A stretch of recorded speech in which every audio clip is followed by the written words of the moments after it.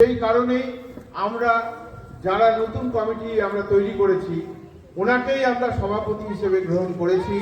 আমরা জানি যে সংঘে দুদিনের জন্য কেউ এসে সংঘের আদর্শ, সংঘের দর্শন সম্পর্কে উপলব্ধি করতে পারেন না। সেই কারণেই ডক্টর সনৎ কুমার ঘোষ আজকে আমাদের সব থেকে পুরনো মানুষ, তিনি আমাদের সভাপতি।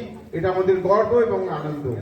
তার সঙ্গে সঙ্গে আর একটা বিষয় বলবো যে প্রবর্তক সংঘের প্রতিষ্ঠাতা মতিলাল রায়, তার দর্শন, তার আদর্শ সম্পর্কে আজকে আমাদের যিনি প্রধান অতিথি, যিনি বিশেষ কাজে চলে যাচ্ছেন, আমাদের পূর্ব নির্ধারিত সময়ে যার আসার সম্ভব হচ্ছে না, তিনি আজকে দেশের বাইরে চলে যাবেন, কিন্তু তবুও অনেক প্রচেষ্টা নিয়ে চেষ্টা করে তিনি এসেছেন আমাদের এখানে আমাদের সঙ্গে যোগ দিতে। তাই তাকে সংঘের পক্ষ থেকে কৃতজ্ঞতা এবং অভিনন্দন জানাচ্ছি। তার সঙ্গে সঙ্গে তাকে অনুরোধ করব যে তার আজকে যে ব্যাখ্যাটা দেওয়ার কথা ছিল সেটা একটা দীর্ঘ বিষয়, যেটা তিনি একদম দক্ষ মানুষ। তিনি অনেকগুলি পুস্তক আমাদের হাতে তুলে দিয়েছেন গীতা উপনিষদের ব্যাপারে। তার যে অগাধ পাণ্ডিত্য এবং সেইগুলির প্রকাশ আমরা তার বইয়ের মধ্যে পেয়েছি, এবং সেগুলো সত্যিকারের বলছি তার কাছে শেখার মতো ঘটনা। তাই সেই গীতার কর্মযোগ এবং আমাদের সঙ্গগুরু মতিলাল রায়ের যে কর্মযোগ, তার যে কর্মের বিস্তার, সে বিষয়ে সামান্য দু চারটে কথা আজকে এখানে দফরপুর আশ্রম থেকে, ব্যারাকপুর আশ্রম থেকে, নিউ ব্যারাকপুর আশ্রম থেকে, ফ্রেজারগঞ্জ আশ্রম থেকে আমাদের বিভিন্ন ইউনিটের মানুষ তারা এসে উপস্থিত হয়েছেন। আজকে তারা উৎকৃষ্ট যে ডক্টর রমাপ্রসাদ বন্দ্যোপাধ্যায়ের মুখ থেকে অন্তত কিছু শুনে যাবেন, এই আনন্দ, এই বিশ্বাস, এই আকাঙ্ক্ষা রেখে আমি ডক্টর রমাপ্রসাদ মুখোপাধ্যায় মহাশয়কে দু চার কথা বলবার জন্য অনুরোধ জানাই।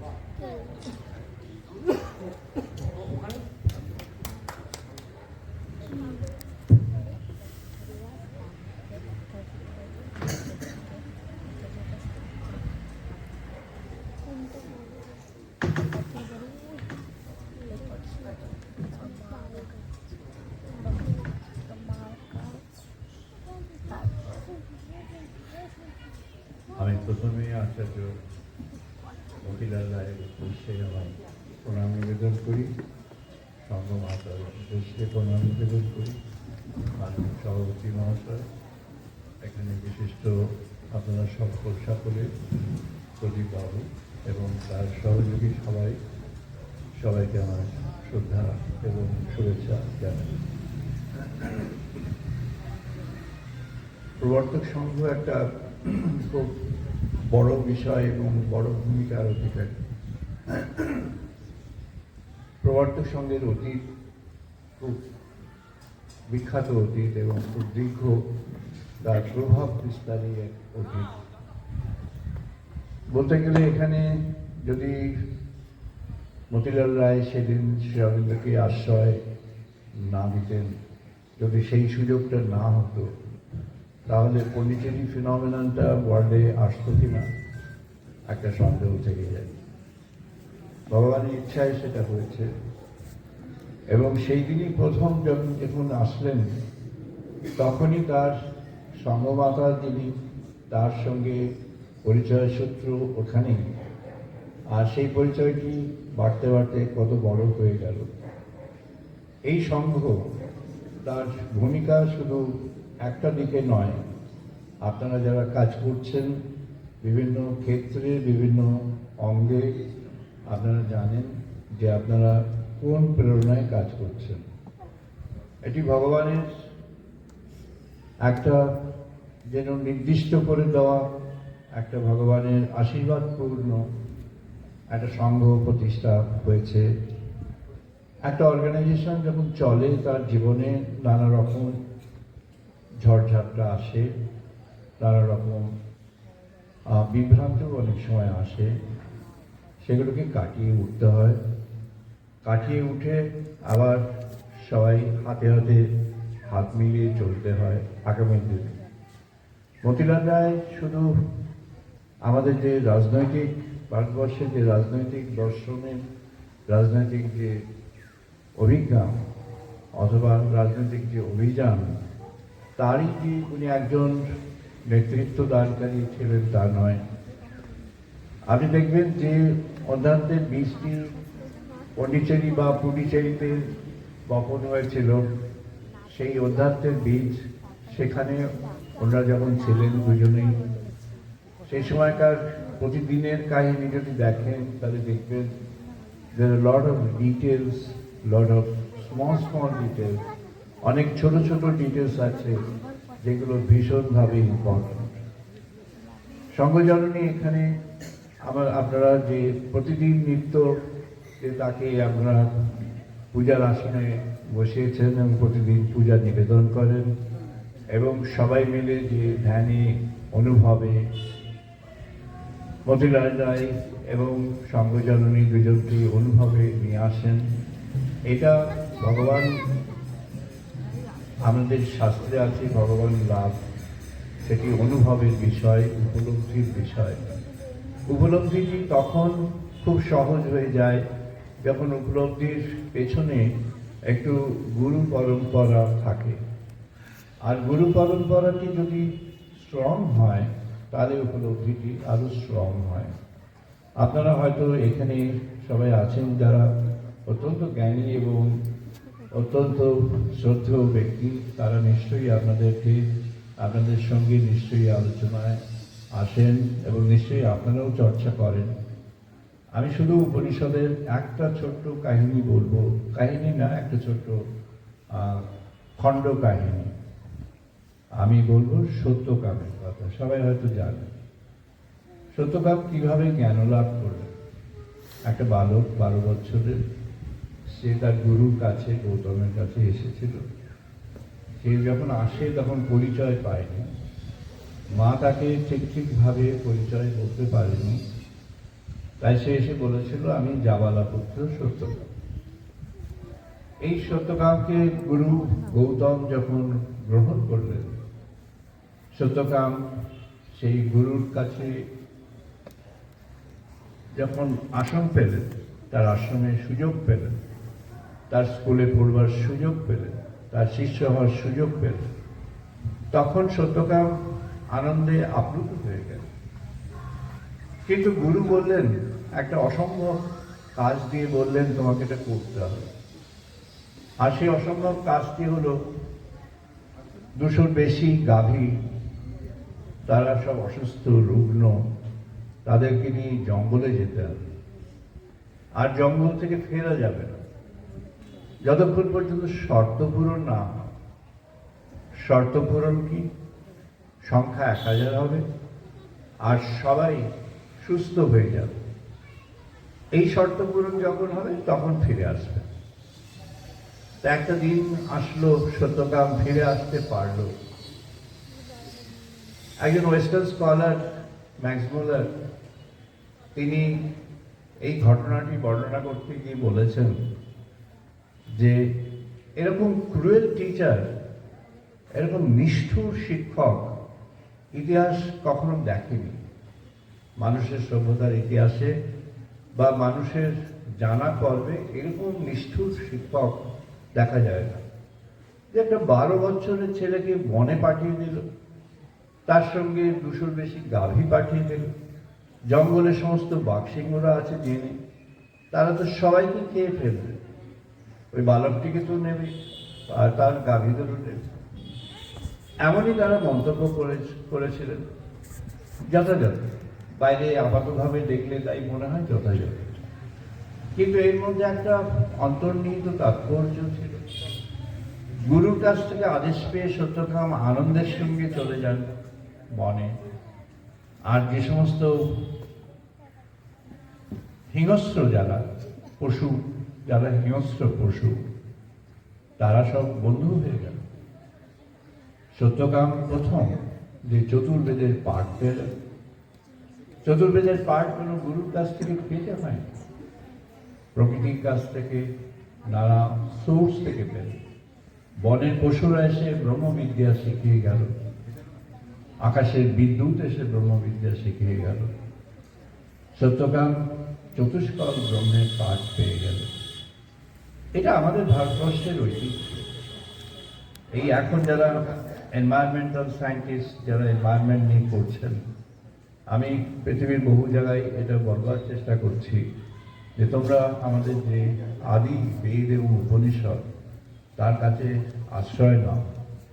আশ্রয় নিলে জানতে পারবে আমাদের যে দৃষ্টিভঙ্গি, যে জীবন পরিচালনা, যে দৃষ্টিভঙ্গিতে জীবন চলে, সেই জীবনের মধ্যে আমাদের আছে বিশ্বাস, আমাদের আছে শ্রদ্ধা, আমাদের আছে ভালোবাসা, আমাদের আছে সবার জন্য পারস্পরিক ভাবনা। বেদে ঋষিগণ সেই পারস্পরিক ভাবনার কথা বলেছেন, শ্রদ্ধা বিশ্বাসের কথা বলেছেন, এবং আমাদের এটা বলেছেন সবাইকেই আমরা সমান যাতে জ্ঞান করি, সবাই সমান। কেন? সবাই ভগবানেরই জাতক, ব্রহ্ম থেকে জাতক। यतः वै इमानि भूतानि जायन्ते येन जातानि जीवन्ति यत् प्राणा प्रविशन्ति तद् ब्राह्मण। ব্রহ্ম থেকে জাত, ব্রহ্ম থেকে জাত সকলেই। তাই যদি হয় যে sense of equality is there. আমাদের সঙ্গে প্রকৃতির কোনো অসদ্ভাব থাকার কথা নয়, সদ্ভাব। ইয়া দেব অসু ইয়াস্য অগ্নিঃ ইয়াস্য ভুবনস্য ইয়া ঔষধীষু বনস্পতিষু তস্मै দেবায় নমো নমঃ। আমরা ঔষধি বনস্পতি সবাইকে প্রণাম করি। অনেকে ব্যঙ্গ বিদ্রুপ করেছিল ব্রিটিশ আমলে, অনেক ব্রিটিশ স্কলাররা লিখেছিলেন, হ্যাঁ এটা আবার কি দেশ, অশিক্ষিতদের দেশ, এখানে সব গাছ পুজো করে, এটা লিখেছে একজন খুব বড় ব্রিটিশ স্কলার। সে বিখ্যাত, তাই নামটা না বললেই ভালো। তো সে লিখেছিল ব্যঙ্গ করে।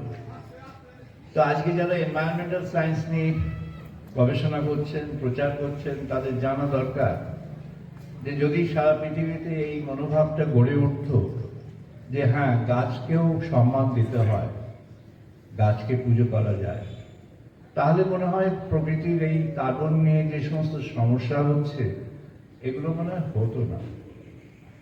তো মতিলাল রায়জি এখানে যে ঐতিহ্য বপন করে গেছেন, যে ঐতিহ্যের বীজ, যেটাকে আপনারা সবাই মিলে ধরে আছেন, সেটা কিন্তু একটা ছোটখাটো ছোট মাপের কিছু নয়। হ্যাঁ, একটা ছোট ভূখণ্ডে একটা ছোট জায়গাতে করতে হচ্ছে, কিন্তু বিষয়টি ছোট নয়, বিষয়টি গভীর ব্যাপ্ত। ভারতের স্বাধীনতা আমাদের স্বাধীনতা সংগ্রামের দ্বারা হয়েছে, যেভাবেই হোক, তা নিয়ে নানা প্রশ্ন আছে, আমি তার মধ্যে প্রবেশ করছি না। কিন্তু ভারতের স্বাধীনতার সঙ্গে যে বিশ্বের মুক্তি হওয়ার যে কথা পরিচয় থেকেও উত্থিত হয়েছিল, পরবর্তীকালে সুভাষচন্দ্র বলেছিলেন, সেটি একেবারেই ঠিক ঠিক প্রমাণিত হয়ে গিয়েছে। After India's independence, the series of independence in the world started happening. Bharatvarsha থেকে শুরু হলো, আর পরবর্তী 40 বছরের মধ্যে সারা পৃথিবীর প্রায় সবগুলি যেগুলি কলোনিয়াল রুল ছিল, কলোনিয়াল রুলগুলি প্রায় সব মুছে গেছে। এখন দু একটা যা আছে স্পোরাডিক, কলোনিয়াল রুল সব মুছে গেছে।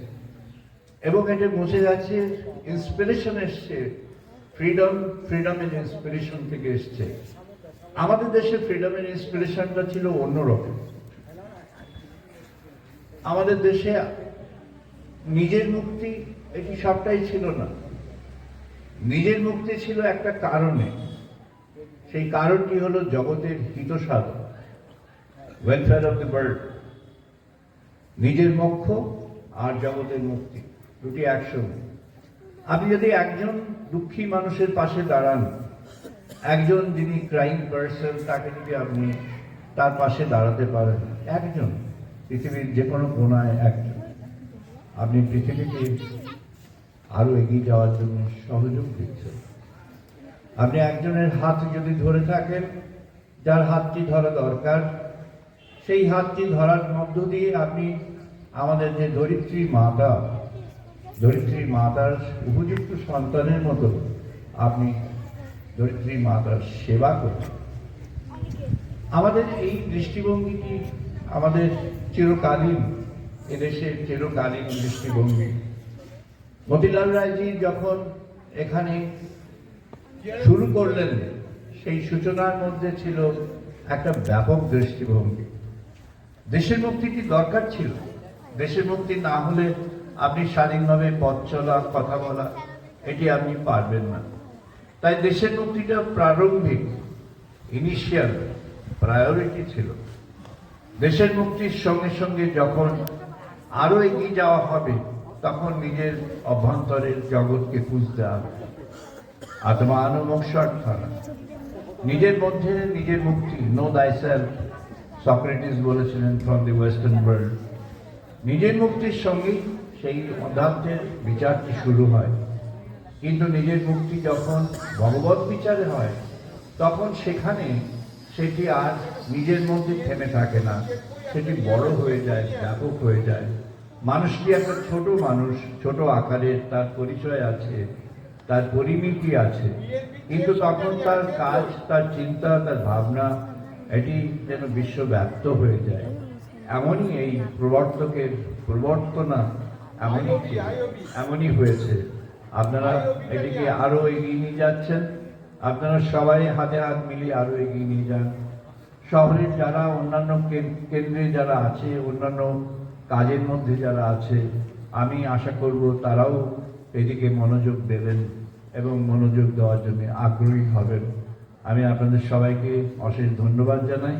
আমি বিশেষ শ্রদ্ধা জানাই প্রদীপ বাবুকে। ওনার সঙ্গে কথা বলে আমার এতটাই ওনার প্রতি ভালো লেগেছে যে আমার অনেক প্রবলেম সত্ত্বেও আমি দেখলাম যে ওনাকে কথা দিয়েছিলাম, তবু বলেছিলাম হয়তো পারবো না, তো দেখলাম যে যাহক করে যাতে যেতে পারে, তো ওই যাহক করেই এসছি। ক্ষমা করবেন, আমাকে আবার ছুটতে হবে, সেই জন্য। নমস্কার, সবাই ভালো থাকুন। এই বছরটা সবাই ভালো কাটুক।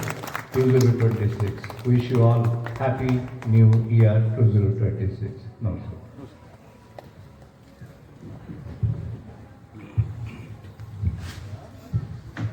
নমস্কার।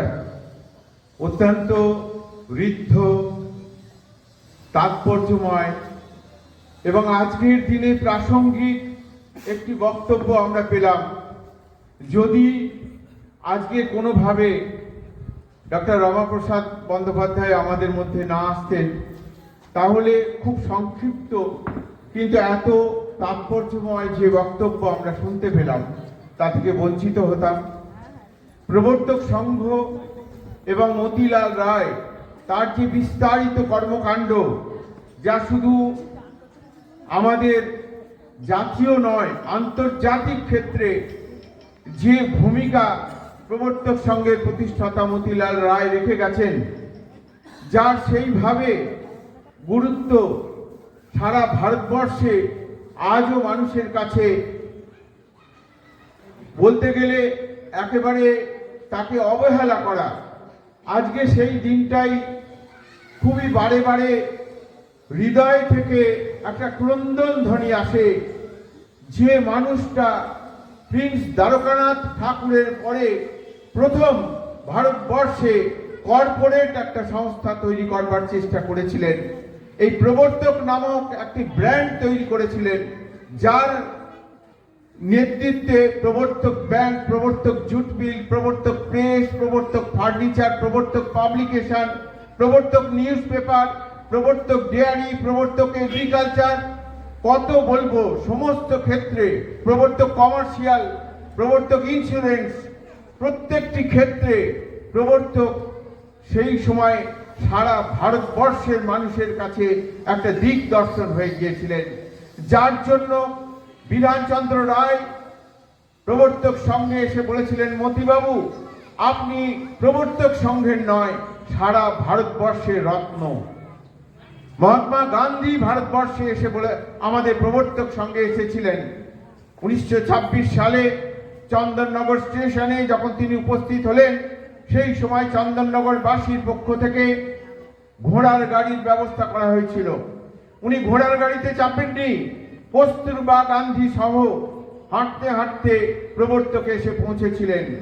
তিনি প্রবর্তক সংঘের কর্মকাণ্ড দেখে তিনি বিস্মিত হয়েছিলেন, তিনি মুগ্ধ হয়েছিলেন।